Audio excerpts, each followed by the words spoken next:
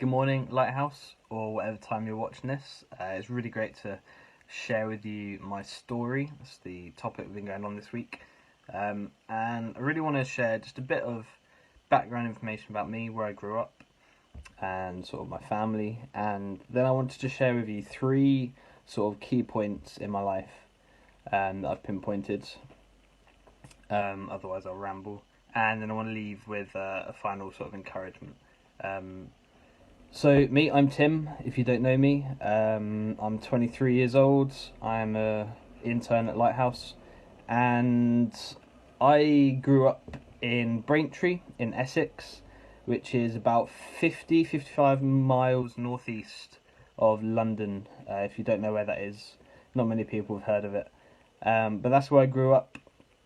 Lots of fun memories of growing up. I grew up in a loving Christian family with my mum, dad, and my sister. And yeah, it was a good childhood. Lots of fun memories there. And the first sort of major point that I want to come to.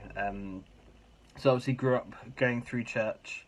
Mum and dad were the youth workers at our first church, and we moved, went to a second church. But the third church that we came to was the first church that I sort of really felt a connection to the people at the church, and this church called Cornerstone in Black Notley, and there was a real family sense about that church which hadn't felt at the previous two churches growing up. And I think one of the key things for me there was having actual good friends around my age, which was really important for my development, I guess. And because up until that point, the two churches we've been to, there were not many people my age, didn't really click with anyone, and it made going to church, I guess, difficult because I never had that family aspect that a lot of people desire and want to be a part of. So that was the first sort of key point, and I remember one thing in particular about that was I went to a youth group that was started up by a couple of the youth in the church, really, year 11 lads and a year 9 girl, and they set up this group for the rest of the year 7s, 8s and 9s, and it was called Yellow Ladder because there was a yellow ladder in the room when we were trying to work out what the name could be. We were a creative bunch, and that was the first time where I really felt that sort of family connection I was talking about. So that for me is my first sort of major point. The second major point came a little bit further down the line when I was in sixth form. I'd had quite a few rocky years, sort of not very strong friendships at school. Well, good friendships at school, but not supportive of my faith and what I believed in. And I got baptised when I was at sixth form in 2015, and that for me was a real sort of declaration. And quite a few of my friends from sixth form came, and they were like, "This guy, he's serious about this." And I think that's the point when those friendships turned, and they were more favourable, and they were more encouraging towards my faith, even though they weren't following Jesus themselves or didn't believe themselves. So that for me was a second sort of key major point. And the third one has really been a combination of the last sort of 3 years, where I've gone through 2 Youth for Christ gap years. I've been with Lighthouse for 2, coming on to 3 years now, and I started at Regents last year. And for me, that's been just a sign of how far God's taken me.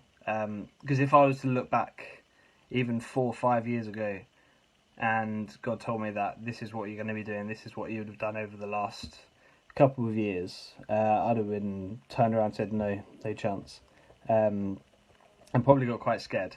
So the last 3 years, a combination of lots of different things, but it's been a really significant 3 years for me, and it's pushed me and it's helped me grow, and hopefully the next few years will continue to do the same.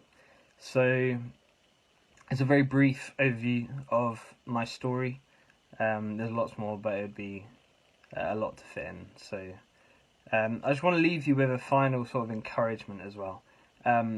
I was chatting to a guy when I started Regents last year about I was sort of sharing our stories, and his story was what I felt was a lot more powerful than mine, where he'd come through drug addictions and um, all this like really really deep horrible stuff, and he'd come out the other end and he'd found Jesus. And then there's me, and then he asked me my story. And I'm like, okay, this is going to sound really boring, but I shared it anyway. But to him, that's my story meant the world, because he knows someone that's went through the same thing that I did, and he's like, there's hope that they'll come out the other end, still strong in their faith with God. So I want to encourage you that if you think your story is not as good as someone else's, or it's sort of a waste of time and no one's going to listen, that's rubbish. Your story is powerful, and make sure you're sharing it with people, because it might just be you haven't found the person that it's going to mean the world to, but when you do, you'll realise that it's worth it. God uses everything for his glory. So never write yourself off. Don't count your testimony or your story as useless. Take care. Have a good day.